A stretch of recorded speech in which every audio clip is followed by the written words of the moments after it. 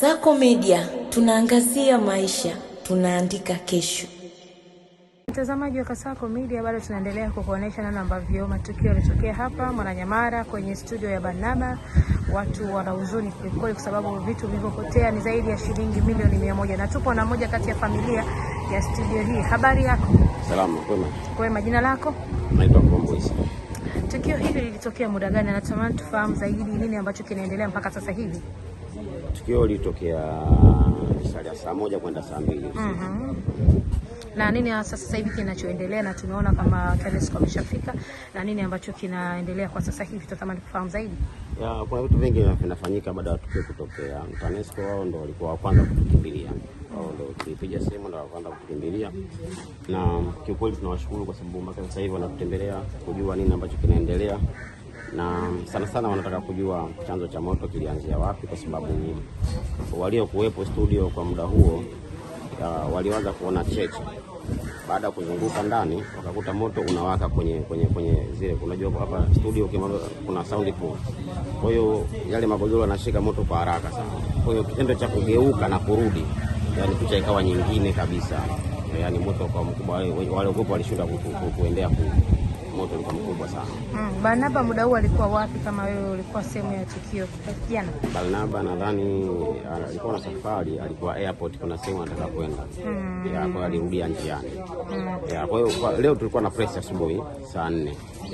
Ilikuwa Serena Hotel. Kwa hiyo watu wengi walikuwa kwenye maandalizi kwa ajili ya press, kwa sababu tulikuwa tuna movie ambayo tunaiachia leo tarehe 1 mwezi wa 6. Kwa hiyo watu wengi walikuwa kwenye maandalizi ya hiyo kitu. Na hiyo movie ilikuwa imeandaliwa katika studio hiyo? Yeah. Na kila kitu kilikuwa hapo ndani. Na gharama zake zilikuwa shingapi, kama unadhani ilikuwa shingapi? Kwa sababu ni studio ambayo mnatoa mpaka movie, inaonekana ni gharama ilikuwa ni kubwa zaidi. Na tunafahamu kwa sababu kwanza naenda kama location manager wa project za Barnaba. Kwa hiyo gharama za movie mpaka ilipofikia tulitengeneza kama episode 11 nadhani. Episode 11. Producer atakuwa anajua gharama kwa undani sana, lakini kwa haraka hela ambayo imeteketea ni zaidi ya milioni 10-15. Na hiyo project yenu ilikuwa bado iko ndani ya studio? Ilikuwa bado ndani ya studio kwa sababu bado tulikuwa tunaendelea kushoot. Tulikuwa tunarusha episode ambazo tumezitengeneza, tumezishoot na zimeitiwa zinaruka, na nyingine zinaendelea kutengenezwa. Na mpaka sasa hivi kuna vitu gani ambavyo vimeokolewa, au kuna mali gani ambayo imeokolewa mpaka sasa hivi? Kiukweli ndani hatujaokoa hata chochote, hata kiwembe hatujaokoa chochote. Na umezungumza kuwa kuna place siku ya leo kuhusiana na hiyo movie yenu.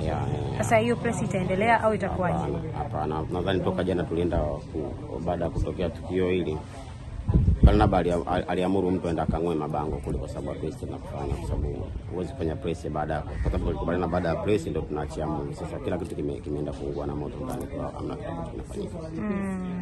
Nini hasa unazungumza na Watanzania, maana Watanzania wengi tumepokea kwa masikitiko makubwa. Tunafahamu Barnaba ni Kasako Media, tunaangazia maisha, tunaandika kesho.